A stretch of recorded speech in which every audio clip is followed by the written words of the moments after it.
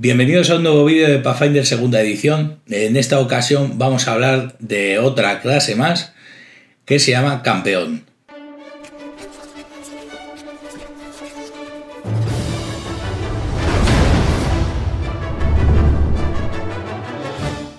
Se trata de una especie de guerrero que tiene el favor divino, es una persona, digamos, fiel, con actitudes buenas siempre, en todo caso, lo vamos a ver ahora.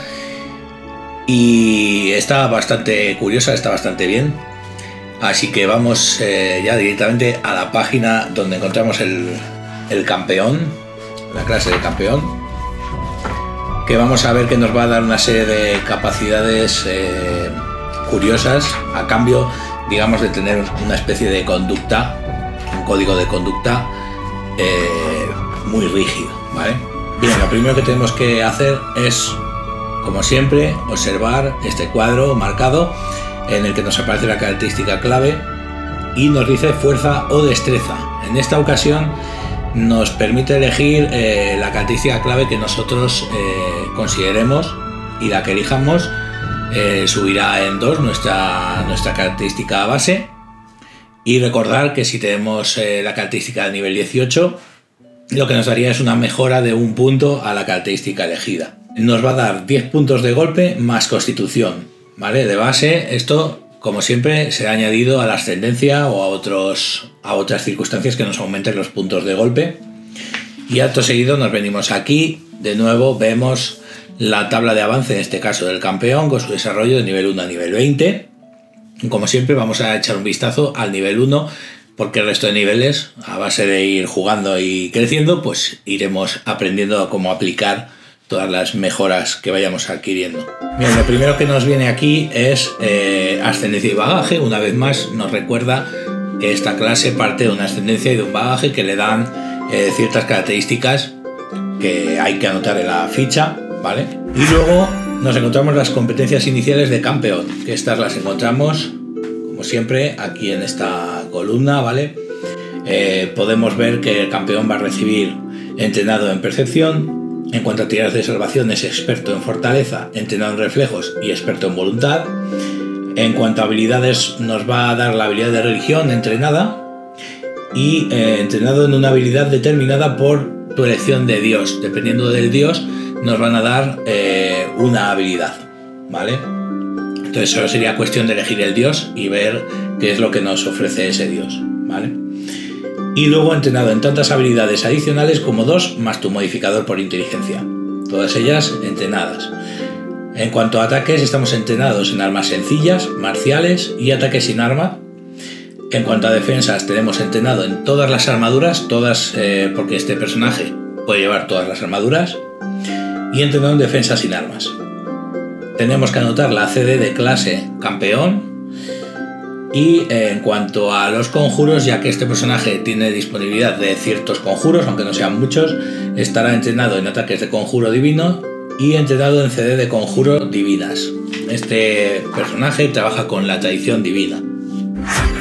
Y una vez hayamos anotado todos estos datos, pasamos al código de campeón, ¿vale? Que nos va a introducir un poco el funcionamiento de este campeón, ¿vale? Y sus restricciones, digamos. Y es que el campeón tiene una serie de conductas que son en principio rígidas. Todo se establece a través de diversos principios. Algunos son más importantes que otros, que luego lo matiza aquí, ¿vale? Pero todos ellos generan una conducta que el campeón tiene que tener siempre en cuenta, porque, digamos, hacer algo que no esté permitido, pues es una violación del código del campeón, ¿vale? Y esto podría afectar al personaje, ¿vale? Aquí dice, si te alejas de un alineamiento o violas tu código de conducta, pierdes tu reserva de foco y tu aliado divino hasta que demuestres tu arrepentimiento llevando a cabo un ritual de expiar. Pero conservas cualquiera otras aptitudes de campeón que no requieren estos rasgos de clase. También dice que si tu alineamiento cambiara, pero siguiera siendo uno de los permitidos por tu dios, el director de juego te podría permitir reconvertir tu causa siguiendo al mismo dios. También nos explica un poco el funcionamiento del código de campeón, ya que nos establece, como digo, unos principios pero los principios, digamos, que se encuentren por encima son más importantes que los que se encuentren por abajo. Entonces, en alguna circunstancia nos comenta que puede haber algún suceso en el que tengamos que actuar acorde a nuestros principios y hay algún tipo de ambigüedad, porque un principio se contrarresta con el otro y, digamos, no tiene cierto sentido, ¿no? Entonces, ¿qué principio tendrías que aplicar por encima del otro para anular, digamos, el otro? ¿Vale? Pues ahí tendríamos que tener en cuenta que los principios más altos son más importantes que los principios de abajo. Entonces, siguiendo la conducta del principio más alto, pues digamos que el campeón no entraría en una violación del código de campeón, ¿vale? Y nos propone de base ya un par de principios que son los principios del bien, ya que este personaje, el campeón, está diseñado para ser siempre bueno de alineamiento. Se puede ser legal, se puede ser neutral, se puede ser caótico, pero siempre bueno, y eso es, digamos, inamovible para el campeón. Luego hay otros manuales que permiten, digamos, la creación de otros personajes similares al campeón, pero ya enfocados a lo maligno. Pero bueno, este no es el caso, nos centramos en el que tenemos. Tenemos como el primer principio del bien es que nunca debes llevar a cabo actos que son considerados anatema por tu Dios, ni cometer voluntariamente un acto maligno, como por ejemplo asesinato, tortura o el lanzamiento de un conjuro maligno. Y el segundo principio de base que tenemos es que nunca debes dañar de forma consciente a un inocente ni permitir que uno de ellos resulte dañado de inmediato mediante la inacción. Es decir, si vemos algún suceso en el que un inocente vaya a ser dañado y lo miramos y no hacemos nada, no intervenimos de ninguna manera para evitarlo, eso se considera una violación del código, ¿vale? Este principio no te obliga a actuar contra un posible daño a los inocentes en un tiempo indefinido en el futuro, ni a sacrificar tu vida para protegerlos. También te, digamos, resguarda de que el principio no tiene por qué ser aplicado de una forma ultra rígida. De hecho, incluso dice que la inacción, cuando ves que un inocente corre el riesgo de recibir heridas o lo que sea, dice que tienes que saber que razonablemente lo puedes evitar, ¿vale? Este suceso. O sea que muchas veces se ha visto a esta clase de personajes como personajes con una mente muy inamovible, como que tienen que llevarse de esta manera sí o sí, y no, hay cierta flexibilidad, ¿vale?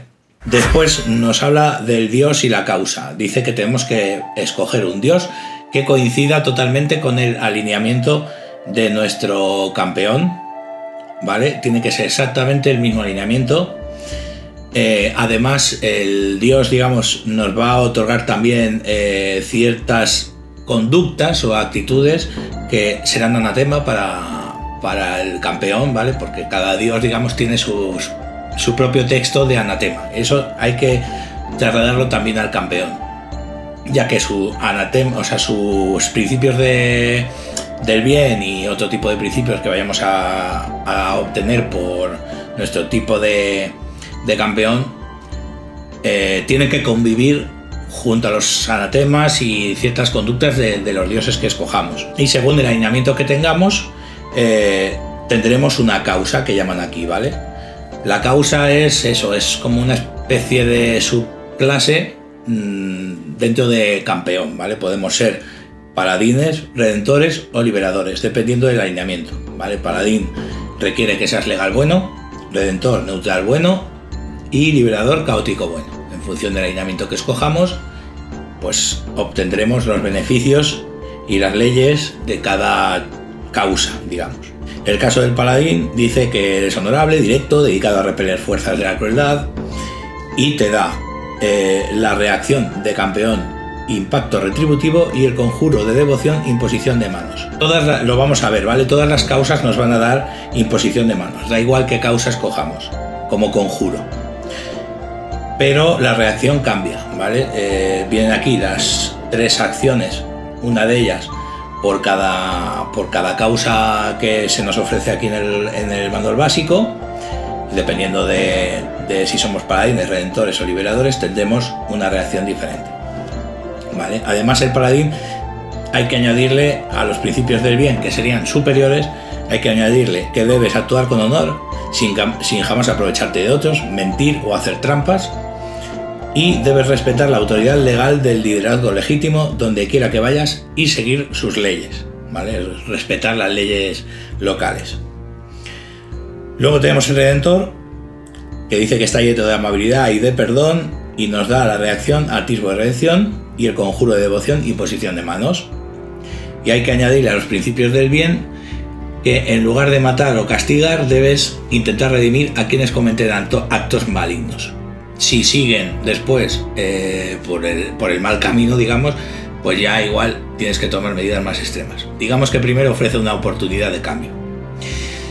Y luego debes mostrar compasión por los demás, sea cual sea su autoridad o su posición. Y luego ya por último tendríamos el liberador, que se dedica a defender la libertad por encima de todas las cosas, y le da la reacción paso liberador y el conjuro de devoción imposición de manos, además. Y además, como principios, debe respetar elecciones que sobre su propia vida hacen los otros y no puedes obligar a alguien a actuar de una forma particular o amenazarle si no lo hace. Es decir, respetar la libre actuación y libre decisión de los demás.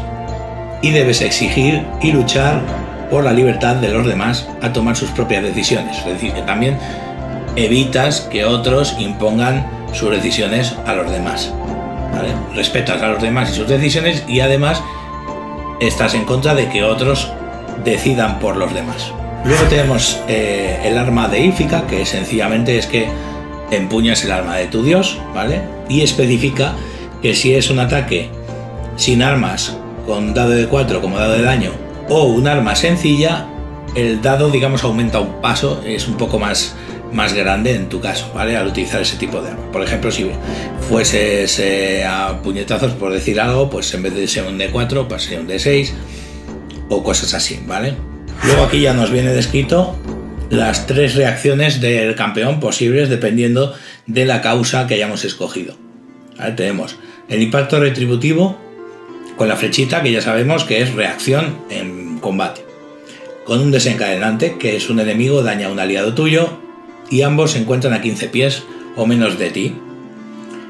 Lo que hace es proteges al aliado y golpeas a tu enemigo. El aliado obtiene tanta resistencia a todo tipo de daño contra el daño desencadenante como 2 más tu nivel. Un campeón que use esta reacción, digamos que daría a nivel 1, daría 3 de reducción de daño al aliado que haya escogido, con lo cual este daño se deduce del daño total que recibe ese aliado, ¿vale?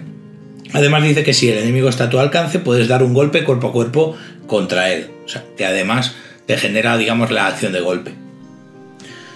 Luego tenemos el atisbo de redención. Igual es una reacción que dice como desencadenante que un enemigo dañe a un aliado tuyo y ambos se encuentren a 15 pies o menos de ti.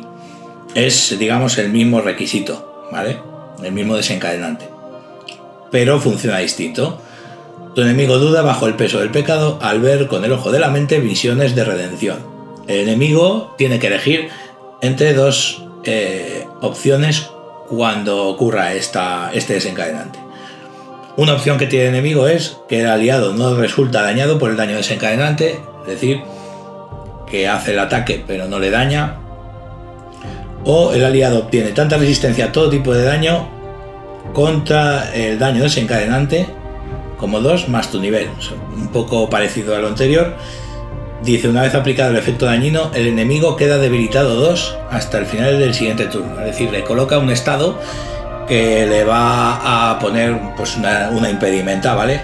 De grado 2, llamado debilitado. Y luego tenemos el paso liberador. Una vez más es una reacción, pero el desencadenante cambia. Un enemigo daña, agarra o apresa a un aliado tuyo y ambos se encuentran a 15 pies o menos de ti. Ya incluye los agarres y las presas.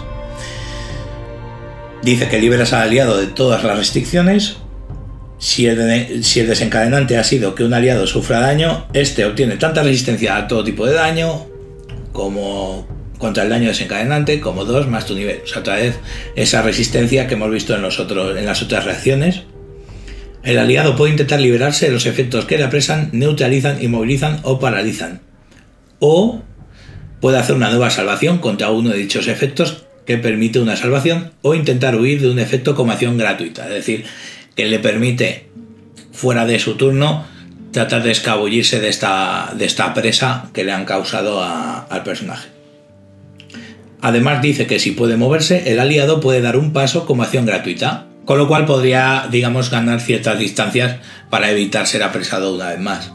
Después habría que ver los conjuros de devoción, porque el campeón obtiene conjuros de devoción que funcionan como conjuros de foco.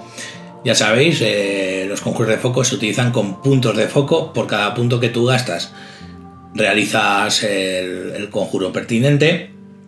Ya sabéis que se potencia automáticamente a la mitad de tu nivel, y que la reserva de puntos de foco nunca puede superar 3, ¿vale?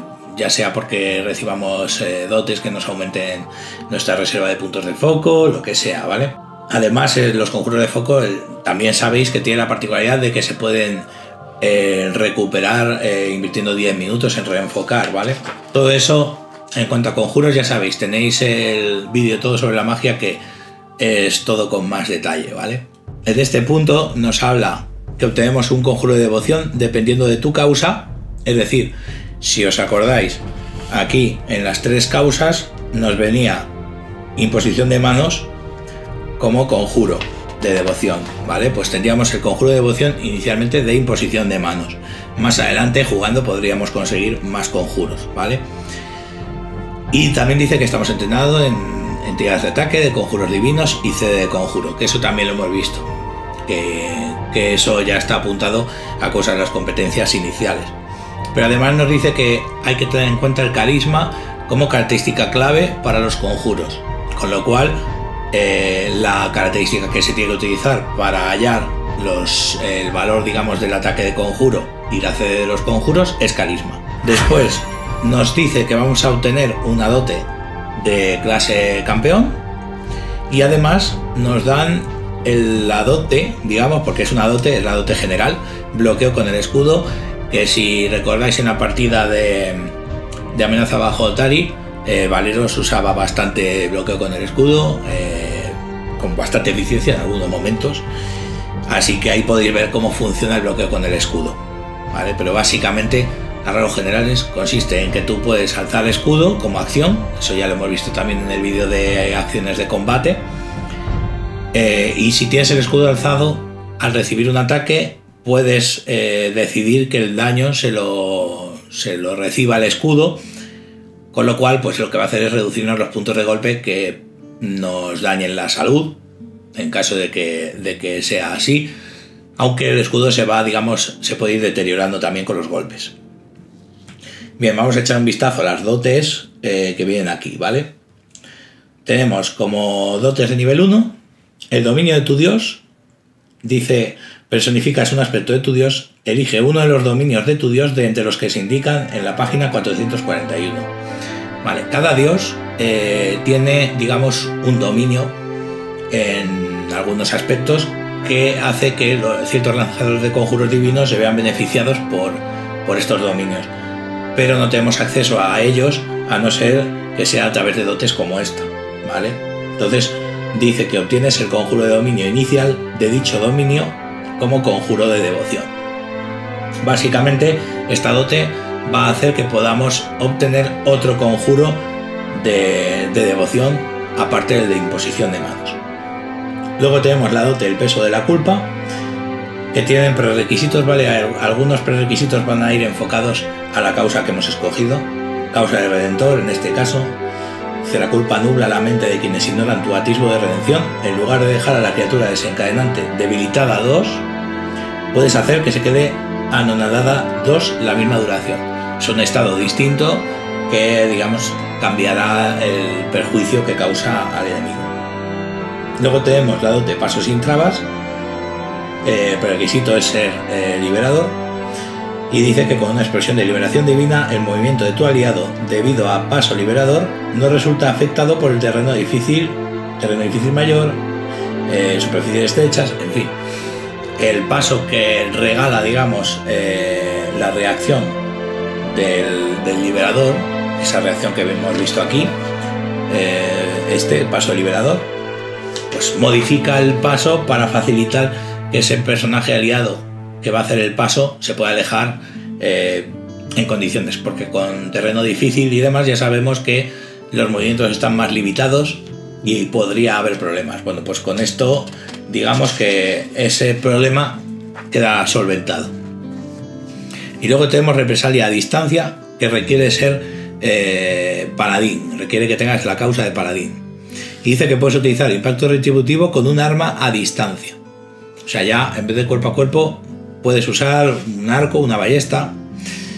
Además, si el enemigo que desencadenó tu reacción se encuentra alejado 5 pies de tu alcance, como parte de la reacción te permite dar un paso hacia adelante para poder alcanzarle con un ataque cuerpo a cuerpo, lo cual hace que, bueno, pues que sea más eficiente la reacción de impacto retributivo para el paladín. ¿Vale? Estas serían las dotes a primer nivel. Luego ya a partir de ahí pues ya veremos que hay, como siempre, pues un montón de opciones para versatilizar aún más este campeón.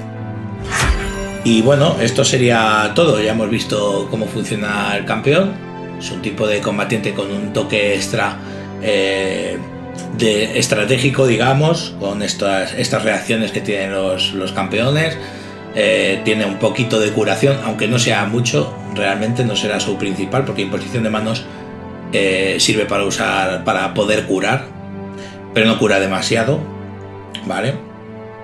Así que bueno, más o menos echado el vistazo, vemos que los cuerpo a cuerpo suelen ser más sencillos que los lanzadores de conjuros en principio.